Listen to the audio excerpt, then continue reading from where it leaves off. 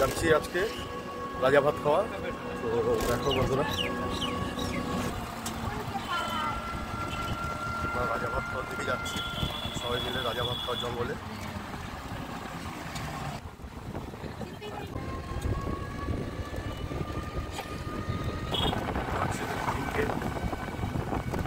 স্টেশনটা দেখো, অসাধারণ, সুন্দরভাবে সাজানো স্টেশনটা।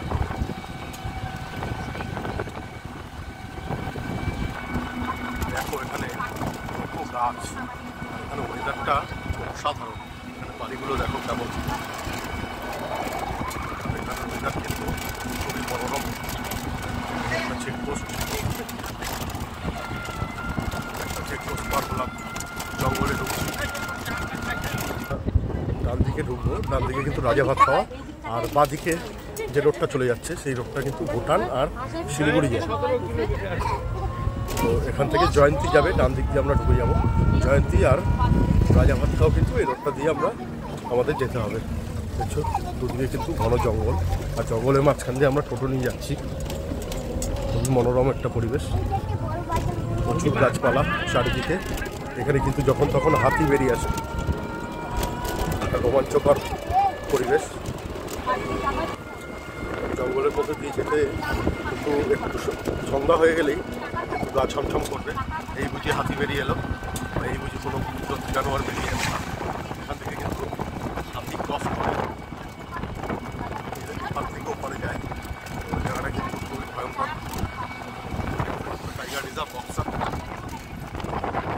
দেখো বন্ধুরা, বাদরের ছোটো ছোটো বাচ্চা রাস্তার মধ্যে রয়েছে। এই দেখো জঙ্গলটা দেখো খালি বন্ধুরা, বাপ রে বাপ। এবার থেকে ওখানে যায় সন্ধ্যাবেলার পরেই কিন্তু, আর একদম ভোরবেলার দিকে তোমরা হাতি কিন্তু দেখতে পারো। এখান থেকে হাতি থাকে, ওই জায়গাটা থাকে, ওই জায়গাটা থাকে। মধু, এটা মধু গাছ, মধু গাছ।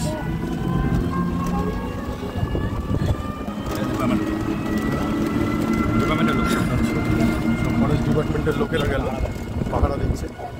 কোথাও যদি কেউ অসুবিধা দেখা যায় তো এরা কিন্তু প্রোটেক্ট করে। জঙ্গলটা জাস্ট জঙ্গলের মধ্যে দিয়ে একটা রাস্তা, সেখান থেকে আমরা কিন্তু চলেছি টোটো নিয়ে। কি রোমাঞ্চকর একটা পরিবেশ, না আসলে কিন্তু তোমরা রিয়েলাইজ করতে পারবে না। আওয়াজটা শোনো খালি, জঙ্গলের ভেতর থেকে বিভিন্ন রকম পোকামাকড়ের আওয়াজ, অসাধারণ। কত রকমের যে পোকা রয়েছে কে জানে। এটাকেই বলে ডুয়ার্স। দাদা কিন্তু আমাদেরকে নিয়ে যাচ্ছে। দাদা তোমার নাম কি? বিশ্বজিৎ মণ্ডল। তোমরা কিন্তু এখানে আসলে এই দাদার সাথে কন্ট্যাক্ট করতে পারো। দাদা তোমার কন্ট্যাক্ট নাম্বারটা বলে দাও। 9064246877। তো শুনে নিলে বন্ধুরা, এখানে আলিপুরদুয়ার এলে কিন্তু আলিপুরদুয়ারের জঙ্গল ডিমা ব্রিজ, আমরা এখন ডিমা ব্রিজে যাবো। ওখানে কিন্তু টোটো নিয়ে সবাইকে ঘোরায়, আপনিও করে দেবেন কোথায় কী পাওয়া যায়। আমাকে যেমন বলছে যেতে যেতে যে এই জায়গাটা থেকে হাতি ক্রস করে, এই জায়গাটায় অমুক জিনিস পাওয়া যায়, এই জিনিসগুলো কিন্তু উনি গাইড করে দেবেন।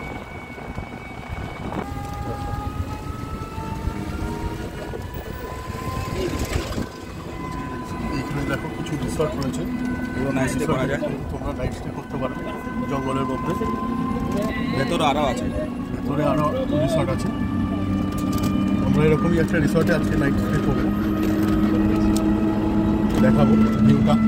রাত্রেবেলায় জঙ্গল কেমন থাকে সেটা তোমাদেরকে দেখাবো। তো দেখো আমরা এখন ডিমা ব্রিজের দিকে যাচ্ছি। ডিমা ব্রিজ, ডিমা নদী, আর একটা ব্রিজ আছে এখানে কিন্তু হাতি সচরাচর করে যায়। আর এটা একটা ডিমা নদীর একটা শাখা, ঠিক আছে। ঘুরে ঘুরে ঘুরে ঘুরে কিন্তু আসছে রেস্টুরেন্ট,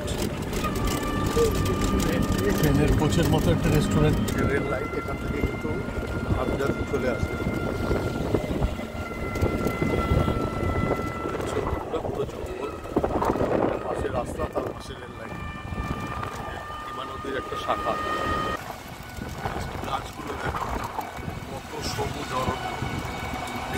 এটার নাম ডুয়ার্স। আর এখানে বাড়িগুলো দেখেছো এরকম কেন বলো তো? নিচে পিলার উপরে ঘর, তার কারণ একটাই, সেটা হলো এখানে হাতি বেরিয়ে আসে, জঙ্গলই জঙ্গল চার। বাড়িগুলো দেখো এখানে,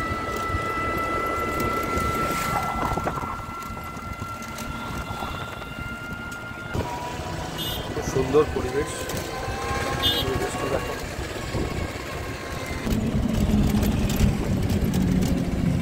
চারিদিকে খালি জঙ্গল আর জঙ্গল।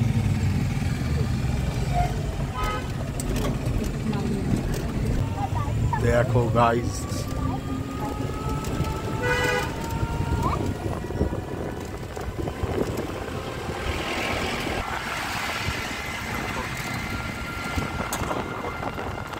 এখানে কি হাতি বেরিয়ে আসতে পারে?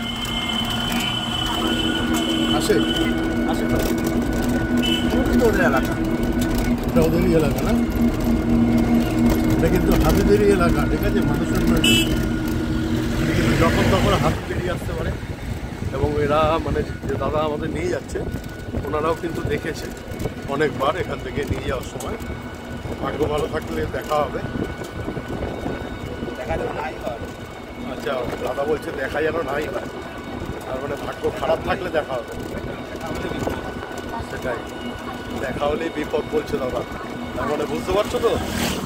হাতি কিন্তু খতরনাক, পুরো হাতি,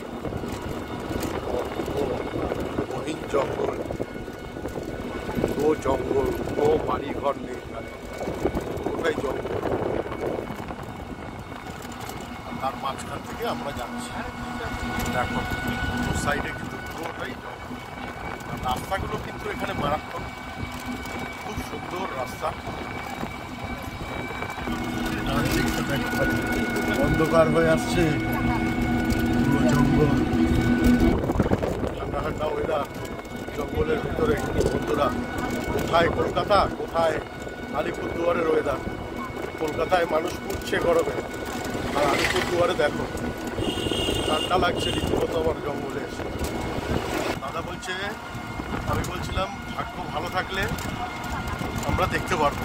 দাদা বলছে ভাগ্যটা খারাপ থাকলে তোমরা দেখতে পারবো, যেন দেখা না হয় হাতির সাথে, মানে এতটাই মারাত্মক হাতি।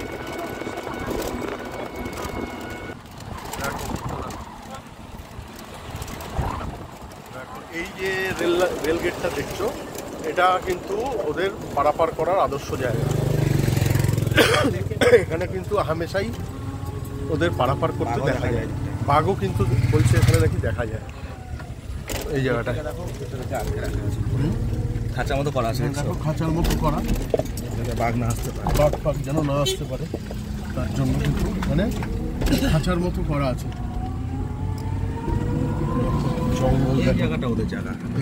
এই জায়গাটা দাদা বলছে নাকি ওদের জায়গা, এই জায়গা থেকে পার হয়।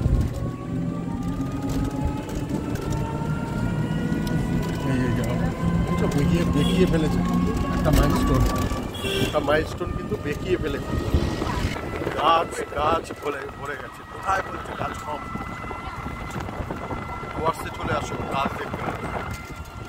চারিদিকে খালি সবুজ আর সবুজ। ডিমা বিচ কিন্তু চলে এসেছে, দেখতে পাচ্ছ অনেক টুরিস্ট পার্টি কিন্তু এখানে গাড়ি নিয়ে দাঁড়িয়ে আছে। এই বিচটা দেখতে কিন্তু খুবই সুন্দর লাগে। এখান থেকে চারিদিকে সাইড সিনটা কিন্তু খুবই মনোরম একটা পরিবেশ এখান থেকে উপলব্ধি করতে পারবে তোমরা। দেখো জাস্ট খালি ডিমা নদী, অসাধারণ ভিউ।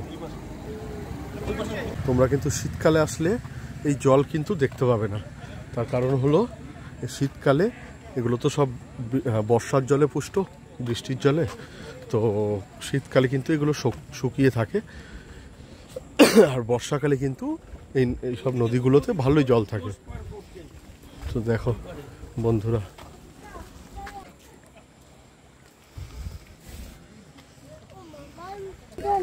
কেমন লাগছে দেখো মোষ, এই যে পাহাড়, পেছনে পাহাড়টা দেখো।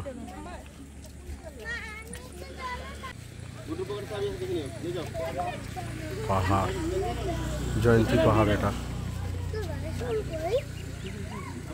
এই সাইডটা পুরো পাহাড় আছে।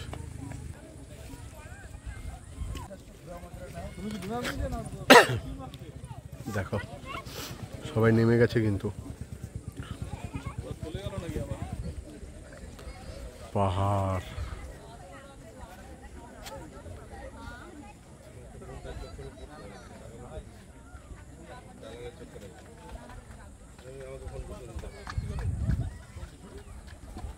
দারুণ দারুণ অসাধারণ।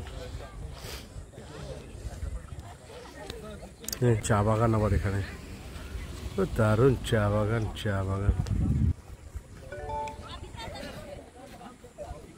চা চাষ হচ্ছে।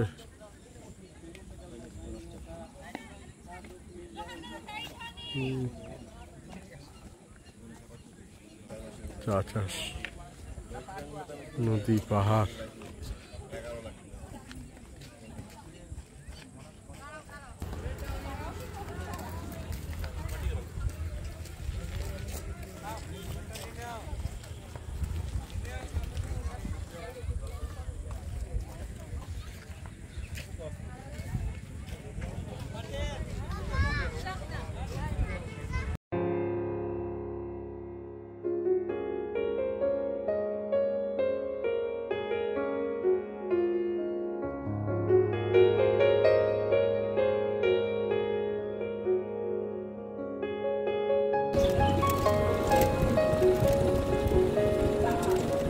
পুরো চা বাগান,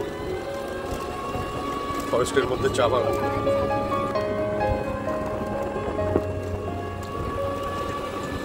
আমরা এখন চা বাগানে যাচ্ছি, ওখানে ফটো তুলবো।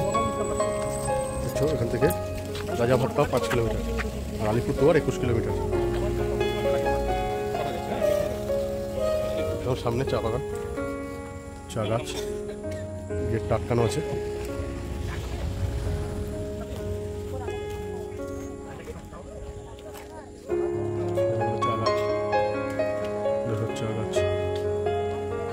চা গাছ, চা বাগান, কি সুন্দর একটা পরিবেশ, রোমাঞ্চকর।